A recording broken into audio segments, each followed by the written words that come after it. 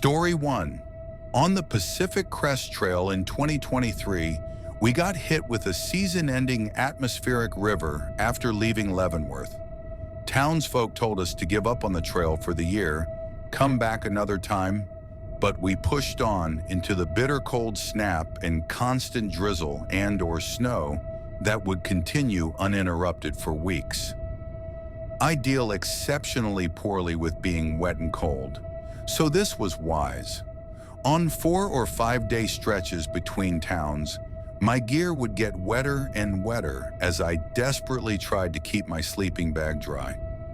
My rain jacket would wet out in the first couple hours of each day. How did my ramen get wet inside the sealed bag, I'd wonder. I walked with plastic bags over my gloves to stop my fingers from going numb.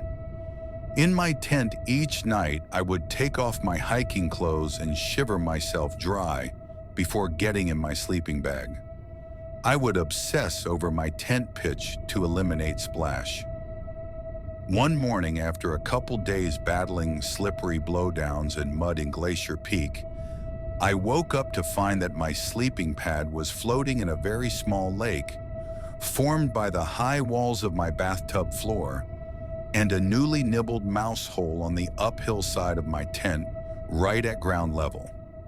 I took inventory, cried, collected myself, cried more, and eventually tossed all my stuff under a tree while I turned my tent inside out to drain the water.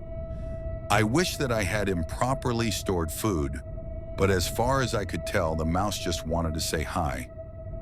Anyway, after this, I had a very cold, wet 2 days into town, where all the hotels were booked and the rain continued. But that's a different story.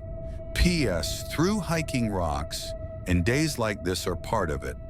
How else can you fully appreciate the really good ones? Plus, now I've trauma bonded with these friends forever. Story 2. While on a through hike of the Grand Enchantment Trail in 2017, from Albuquerque to Phoenix, my hiking partner and I often hiked into the night. On this particular muggy night in midsummer, we had reached an old, rotting cottonwood grove. A trickle of water ran down the adjacent creek, so we stopped to filter some into our water bottles. The roots of the huge trees were mostly exposed, and my headlamp caught hundreds of tiny eyes. Everywhere I glanced, I saw more and more pairs of these eyes and then tiny hairy legs tangled together. We had come upon a whole environment filled with harvestmen. These harmless, spider-like insects were gathered together in this gloomy night scene.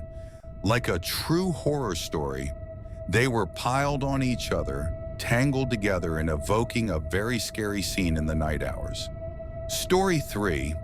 In the summer of 2024, the Harper family, Michael, Sarah, and their 7-year-old daughter Lily, vanished without a trace from their remote Oregon home, leaving behind a scene of pure terror. The dinner table was set with 3 rotting plates and a mysteriously clean 4th plate. Lily's dolls were arranged in a circle with strands of unfamiliar blonde hair at the center, and security footage showed them entering the house but never leaving.